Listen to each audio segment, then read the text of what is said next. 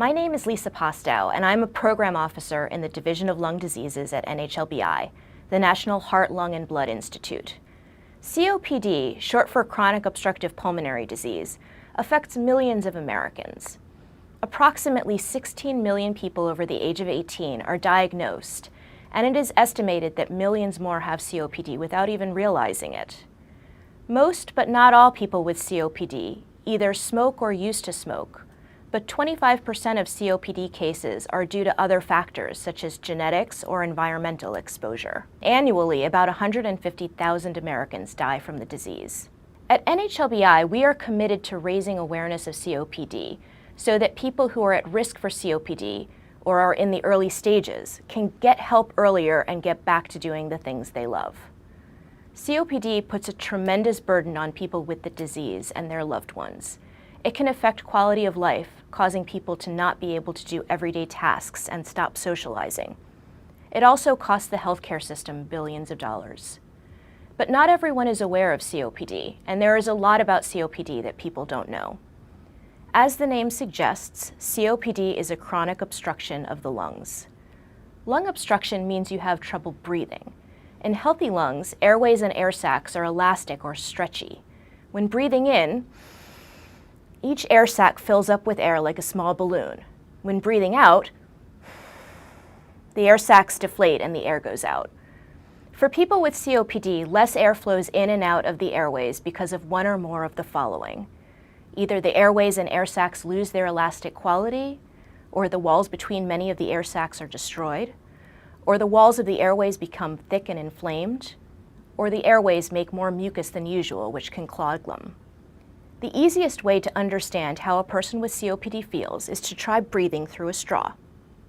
COPD is sometimes also called emphysema or chronic bronchitis. Both of these obstruct the lungs, but they do it differently. In emphysema, the walls between the air sacs are destroyed, and the air sacs lose their shape. This means the lungs don't work like they should. In chronic bronchitis, the airway lining becomes swollen and inflamed, and a lot of mucus is produced. Most people have a combination of both emphysema and chronic bronchitis. COPD is a slowly progressing disease, and often people don't realize they have it until it's already severe.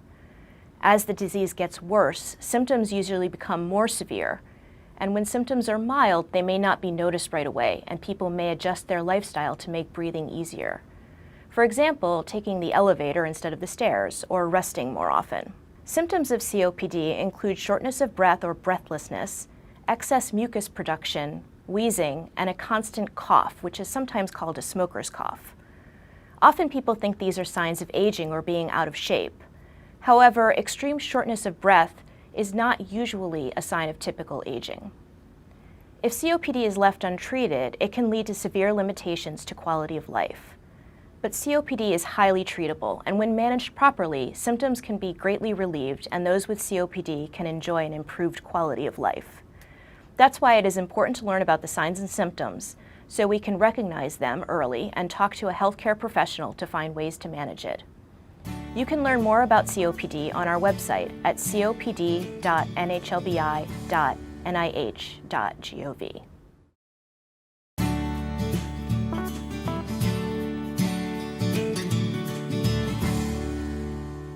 My name is Gail Weinman, and I am Deputy Director of the Division of Lung Diseases at NHLBI. People can live a long time with COPD, many decades actually, so it's important to understand that there are options to allow those with COPD to live their lives fully. Even though there's no cure for COPD, these options may slow its progression and manage symptoms. You and your healthcare provider are in the best position to decide what you need and what is the best course of action for you in particular. Some of the options that are available include medication, physical training or rehabilitation, and of course, general healthy living. Let's start with healthy living. If you still smoke, the most important step you can take towards healthy living is to quit. Studies have shown that it's never too late to quit. This is a good step for you and anyone you know, whether they have COPD or not. It's not easy to quit, and there's no magic bullet, but there are many programs available at the national and local levels to help. Usually, a multifaceted approach works best. Nicotine replacement therapy or a support group or both may be helpful. If you have COPD, it's best to avoid lung irritants like secondhand smoke, dusty environments, and fumes.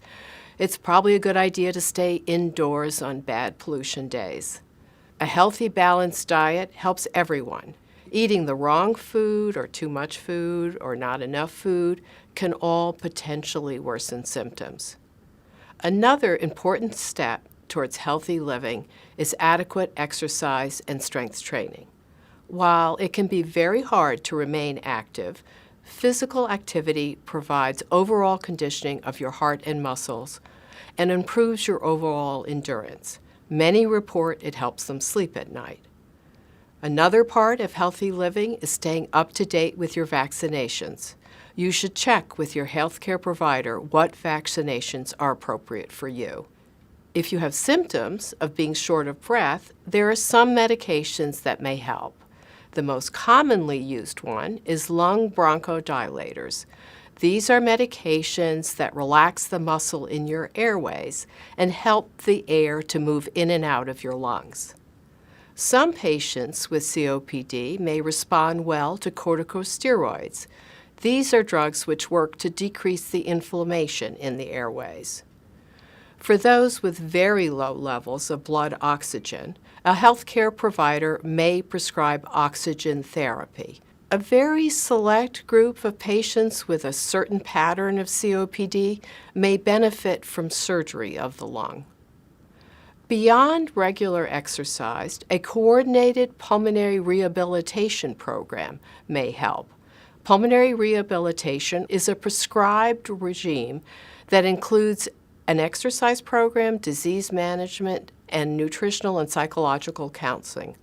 A team of healthcare professionals that may include doctors, nurses, physical therapists, respiratory therapists, exercise specialists, and dietitians work together to create a program that meets your needs. Sometimes a cold, flu, or a lung infection may cause your symptoms to worsen suddenly, and you may have a harder time breathing. Feel chest tightness, have more coughing. There could be changes in the color or the amount of your sputum or spit. You could even have a fever. If this happens to you, it's important to contact a healthcare provider right away. For more information about COPD, visit copd.nhlbi.nih.gov. At the NIH, we're all about research. I mean, our mission is supporting, biomedical research, and that includes everything along a spectrum, from very basic discovery all the way up to how we turn those discoveries into health. And so our goal here is to really keep pushing the envelope with state-of-the-art, really cutting-edge research. We can identify patients when they become sick, and we can identify areas that we can provide various interventions, whether it's pharmacological, behavioral, or other types of things like rehabilitation, and we can provide a better quality of life for an extended period of time. Advocacy is critically important. We need to make the public aware of why this is so important to not only individual health, but public health. And the education has two components as we see it. One is just tell the public what we know and what we don't know, and help them make educated decisions about their life, their behaviors, their health. That's one thing, but we also have sort of an obligation to the healthcare community, the providers, to say what works, what can we offer to you as a tool for you to use with your patients that come in and present with symptoms that are related to COPD.